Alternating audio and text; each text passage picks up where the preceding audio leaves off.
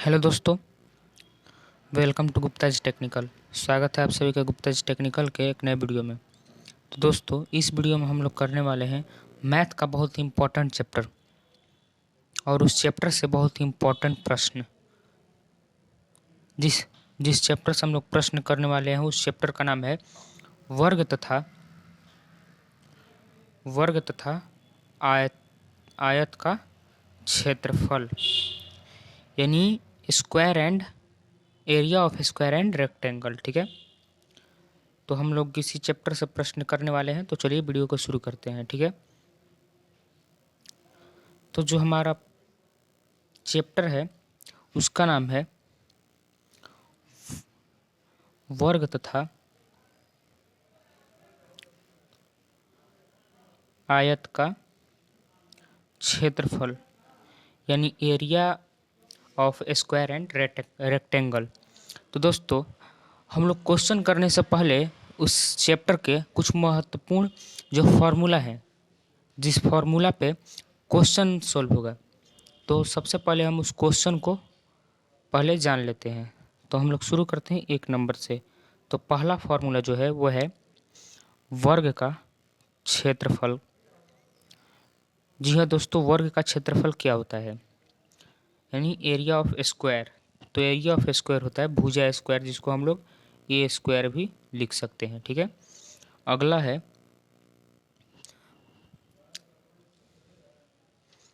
वर्ग का एक और फार्मूला होता है जिसको हम लोग लिख सकते हैं 1/2 और विकर्ण का स्क्वायर। ठीक है,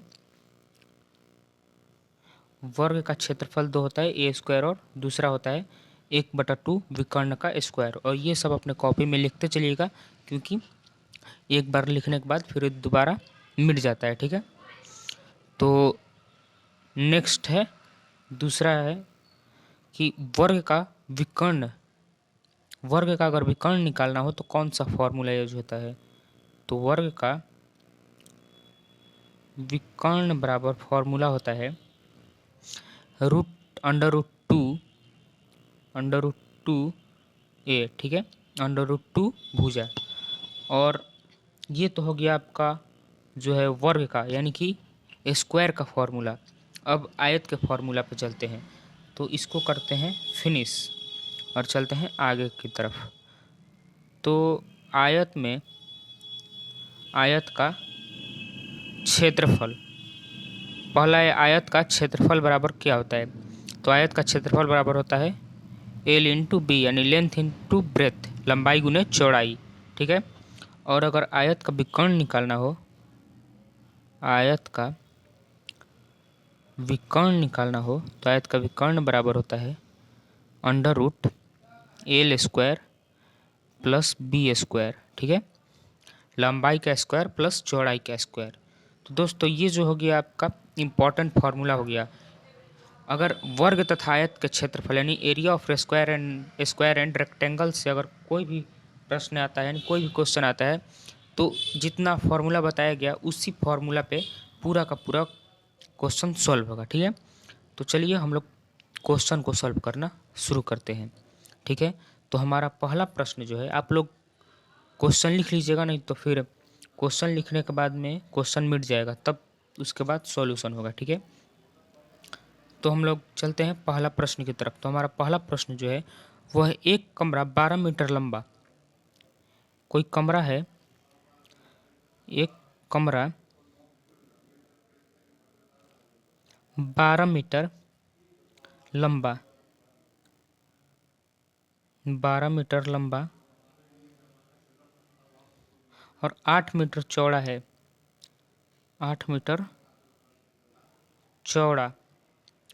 और उसके साथ ही वो 2 मीटर भुजा के वर्गाकार पत्थर के बताना है। देखिए, एक कमरा है, ठीक है, 12 मीटर लंबा है और 8 मीटर चौड़ा है। तो उसको बताना है कि 2 मीटर भुजा वाले 2 मीटर भुजा वाले वर्गाकार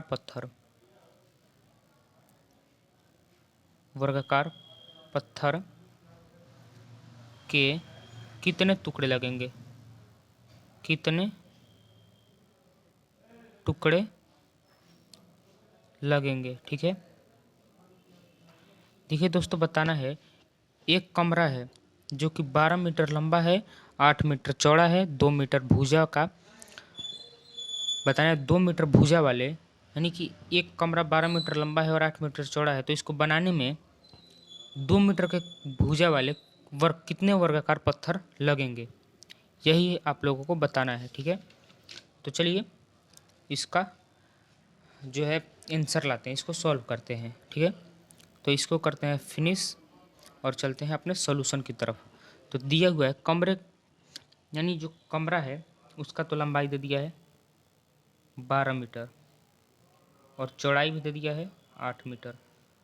तो भाई ये तो लंबाई और चौड़ाई दे दिया, तो ये तो हो गया आयत।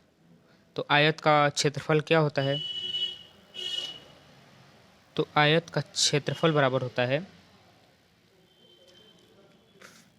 लंबाई गुनी चौड़ाई, यानी लेंथ इंटू ब्रेथ। तो लेंथ दे दिया है 12 मीटर और ब्रेथ दे दिया है 8 मीटर। तो जब 12 में और 8 से गुणा कीजिएगा तो आ जाएगा 96 मीटर स्क्वायर।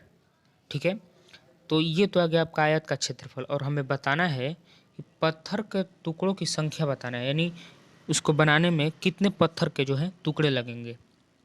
तो देखिए यहाँ पे बोल रहा है क्वेश्चन में कि इसको बनाने में 2 मीटर के वर्गाकार पत्थर, यानी 2 मीटर के कितने वर्गाकार पत्थर लगेंगे। तो भाई देखिए वर्ग का क्षेत्रफल क्या होता है, वर्ग का क्षेत्रफल होता है ए स्क्वायर, यानी भुजा स्क्वायर। तो इसके भुजा दे दिया है 2 मीटर, तो जब 2 का स्क्वायर करेंगे तो आ जाएगा 4 मीटर स्क्वायर। ठीक है, और यहाँ पे दे दिया है आयत का क्षेत्रफल 96 मीटर स्क्वायर, यानी आयताकार घर जो है उसका 96 मीटर स्क्वायर। और ये दे दिया है यहाँ पे जो ईंट की है क्षेत्रफल, वो दे दिया है 4 मीटर स्क्वायर। तो दोस्तों यहाँ पे घर का भी क्षेत्रफल मिल गया और ईंट का भी क्षेत्रफल मिल गया, तो हम लोग तो आसानी से फिर निकाल सकते हैं कि कितनी ईंट लगेंगी।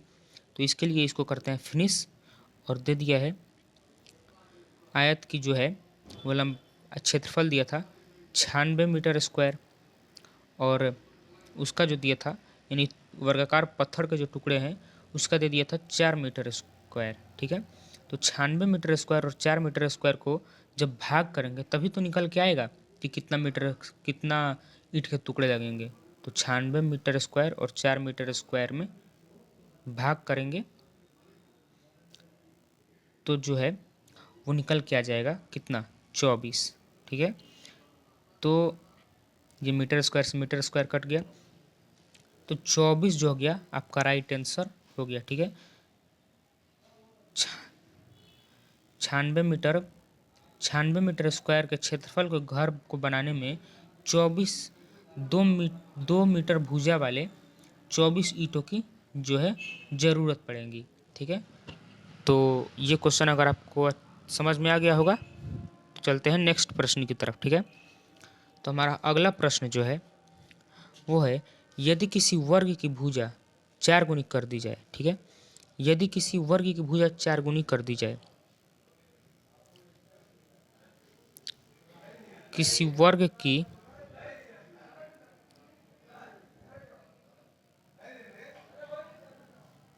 की भुजा 4 गुनी कर दी जाए, यानी 4 गुनी कर दी जाए,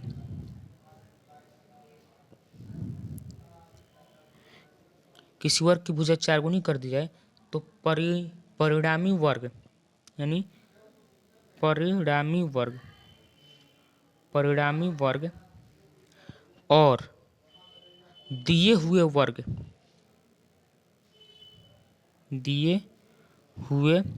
वर्ग के क्षेत्रफल का अनुपात बताएं। देखिए यहाँ पे दे दिया है किसी भी वर्ग की भुजा 4 गुनी कर दी जाए। ठीक है, तो परिणामी वर्ग यानी कि जो हमारा वर्ग जिसको हमने सोचा है कि अगर वो 4 गुनी कर दी जाए तो उसका जो है क्षेत्रफल का वर्ग, और जो पहले से हम लिए थे कोई वर्ग, तो उसका क्षेत्रफल, इन दोनों का अनुपात जो है क्या होगा।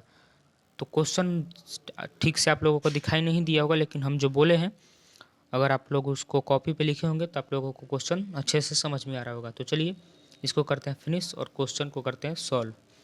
तो दोस्तों यहाँ पे दिया हुआ है कि मान लीजिए जो पहली भुजा थी, यानी कोई भी पहली भुजा थी, तो उसकी लंबाई क्या होगी। तो उसकी लंबाई मान लेते हैं a, या फिर x भी मान सकते हैं। तो पहले वर्ग तो पहले वर्ग की जो भुजा है, पहले वर्ग की भुजा बराबर a मान लेते हैं, ठीक है। और जो परिणामी वर्ग है, यानी जिसको हम लोग सोचे हैं कि उसको 4 गुनी कर दी जाए, तो जब ये a है तो परिणामी वर्ग की भुजा बराबर परिणामी वर्ग की भुजा बराबर। तो मान लीजिए जो पहला वर्ग है वो ए है, तो हम जो सोचे हैं वो 4 गुना है, तो a को 4a लिख सकते हैं, तभी तो वो 4 गुना होगा। तो हमें इन दोनों के बीच का जो क्षेत्रफल है उसका अनुपात ज्ञात करना है। तो पहले का क्षेत्रफल, तो किसी भी वर्ग का क्षेत्रफल क्या होता है, ए स्क्वायर। तो इसकी भुजा भी ए है, तो इसका क्षेत्रफल क्या हो जाएगा, ए स्क्वायर। अब दिया हुआ है परिणामी वर्ग का क्षेत्रफल, तो परिणामी वर्ग का क्षेत्रफल क्या होगा, परिणामी वर्ग का क्षेत्रफल। तो देखिए किसी भी वर्ग का क्षेत्रफल क्या होता है, ए स्क्वायर होता है, यानी ए स्क्वायर। तो ए स्क्वायर की जगह पे क्या है, 4a है, तो 4a को जब ए स्क्वायर पे रखेंगे तो 16a स्क्वायर आ जाएगा, ठीक है, 16a स्क्वायर, ठीक है। तो ये जब 16a स्क्वायर आएगा तो इन दोनों का अनुपात निकालना है। इसको कॉपी पर नोट कर लीजिए और इसको करना पड़ेगा फिनिश। तो इसको करते हैं फिनिश। तो जो है पहले जो परिणामी जो वर्ग है उसका क्षेत्रफल कितना आ गया, 16a स्क्वायर। और जो पहला वर्ग था उसका क्षेत्रफल का अनुपात कितना आ गया, तो a स्क्वायर आ गया, ठीक है। तो अनुपात, यानी अनुपात का मतलब क्या होता है, अनुपात का मतलब होता है बटा, यानी 16a स्क्वायर बटा a स्क्वायर लिख सकते हैं। तो a स्क्वायर से तो a स्क्वायर कट गया, तो नीचे कुछ नहीं बचा, तो क्या बचा, 1। तो अनुपात का मतलब क्या होता है, बटा, तो 16/1, या फिर इसको लिख सकते हैं 16:1। यहाँ पे जगह नहीं है तो जहाँ तहाँ लिखना पड़ रहा है, इसलिए आप अपने कॉपी पे लाइन से लिखिएगा, ठीक है। तो 16:1 जो है आपका राइट आंसर आ गया। तो दोस्तों आशा करता हूँ कि ये क्वेश्चन भी आपको समझ में आया होगा। तो चलते हैं अपने अगले प्रश्न की तरफ। तो हमारा अगला प्रश्न यानी क्वेश्चन नंबर 3 जो है,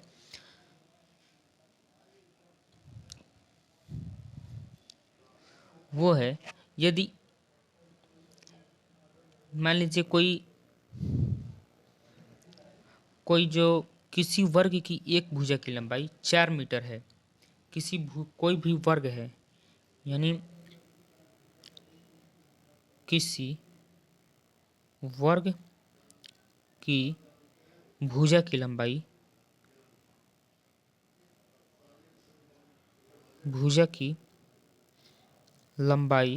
किसी वर्ग की भुजा की लंबाई जो है 4 मीटर है, ठीक है। किसी वर्ग की भुजा की लंबाई 4 मीटर है, तो उसके विकर्ण पर बनाए गए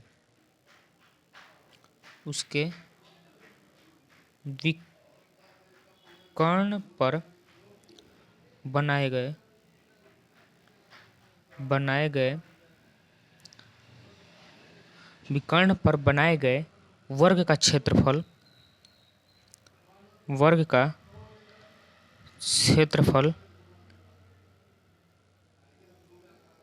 जो है क्षेत्रफल ज्ञात करना है, ठीक है। तो हम जो बोले आप कॉपी पे लिख लिए होंगे, तो सही बात है, यहाँ पे साफ से दिखाई नहीं दे रहा है।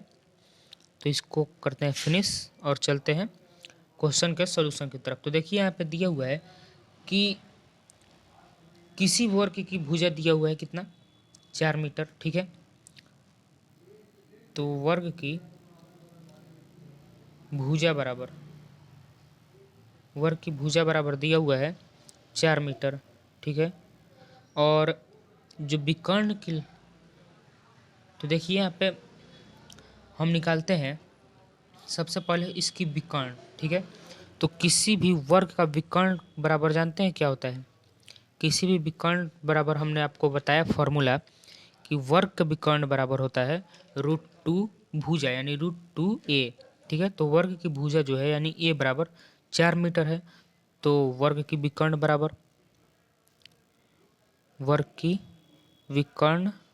बराबर दे दिया कितना, √2a, तो एक जगह पे 4, तो √2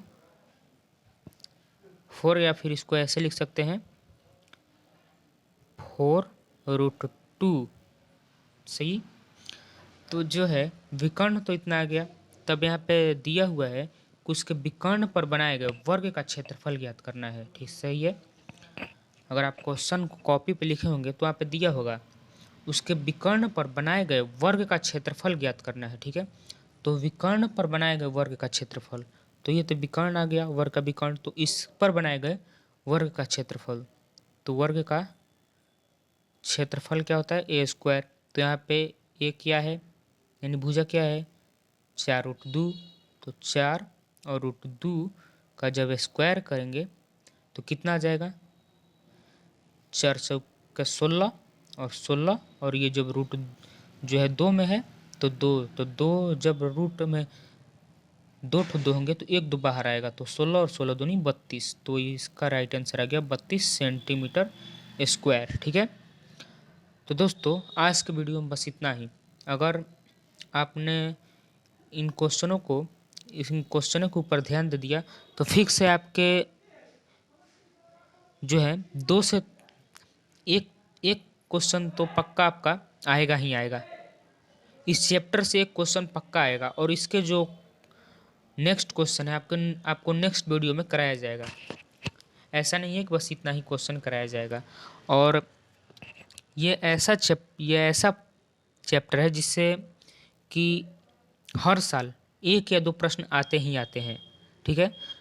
तो इस वीडियो में बस इतना ही, मिलते हैं अगले वीडियो में।